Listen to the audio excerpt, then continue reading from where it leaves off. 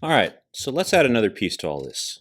Sometimes when we're looking at data, just like what we've got here on the left from our spring and weight example, that we also want to take a look at things visually. That sometimes the visual representation of what we're analyzing is a lot easier to understand than just a list of numbers.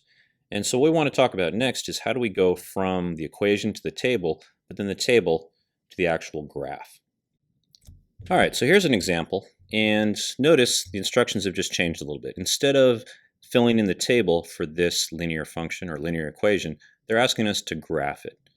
All right, so what we want to do is basically go through the same process we did before, except we're going to just add one more step on the end. So first thing we're going to do is we're going to add in some numbers for our input for x. And again, these can be whatever you want them to be, although once again, I'd pick at least 3 and pick some positives and some negatives. Let's just keep it small. Let's just go with 2. All right, so I input 2. I do my calculations, just like our function machine does. 3 times 2 plus 1. We're just inputting in for x. We would get 6 plus 1, which gives us an output of 7. Let's do 0. If I input a 0, 3 times 0 plus 1 equals 0 plus 1, which is just 1. And of course, let's do some negatives. Let's do negative 3. 3 times negative 3 plus 1 equals negative 9 plus 1, which equals negative 8. Okay, once again, we're just picking input numbers at random, just making sure we have a variety. All right, so now basically all we're doing is we're just treating our input and output numbers as xy coordinates. 2 is our input number, or our value for x. 7 is our output number, and that's going to serve as our coordinate for y. And so in this case, we're just graphing the point 2, 7. So 2, 7 would go right there. The next one, we just do the same thing, 0, 1. So across to 0, up to 1. And then negative 3, negative 8. So across to negative 3, down to negative 8. And here, we're actually going to start to see why we call these linear functions. It's because the information that we're looking at when graphed, if we were to fill in all the other pieces of data that we didn't do on our table, we would find that all the data forms a straight line.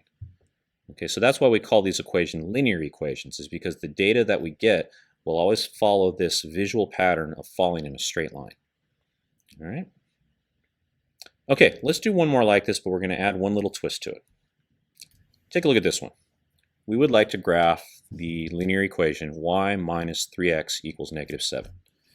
Now, take a look and notice how this is a little bit different from the rest. And think to yourself, well, what do you notice? Well, to me, what I notice is something we did back in chapter 1, which is that this is not set up to spit out y as an answer. All the other ones, like the one we just did, said y equals 3x plus 1. The other one said y equals something. So these were all set up to spit y out as the answer. But this one isn't. This one says y minus 3x equals negative 7. It's not set up to spit out our y output number. Okay, well, what we want to do here is something we did back in chapter 1, is we want to rearrange this equation so that it's solved for y. We want to get y by itself, just like in the last example. So think about what you would do here. How would you get y by itself? Now, if you are recalling your skills from chapter 1, what you would do here is you'd basically get rid of the minus 3x by adding 3x. Okay, so what we now get is y by itself equals positive 3x minus 7. Okay, and now this equation is set up to be used with our input-output table. I can now pick numbers like, let's say, 1. I can plug them in. So 3 times 1 minus 7, which is 3 minus 7, which is negative 4. And it automatically spits out my value for y. Okay, so sometimes this will be a necessary step. The equations that we get aren't always set up to start working with immediately. So sometimes we have to solve for y first, rearrange the equation, so that then we can jump to the table and this equation spits out the answers that we're looking for. Okay, again, let's pick some more numbers. Let's do negative 1. So 3 times negative 1 messed up there, minus 7 equals 3 times negative 1 is negative 3. Negative 3 minus 7, that's negative 10. And one more. We got a negative, positive. Let's just do a slightly bigger number. Let's do 4. So 3 times 4 minus 7 equals 12 minus 7 equals 5. Okay, so now, just like the last example, I treat my input number for x and my output number for y as xy coordinate pairs, and I just graph each one. 1, negative 4 would be right here. Negative 1, negative 10 is a little bit off my graph, but it would be approximately right there.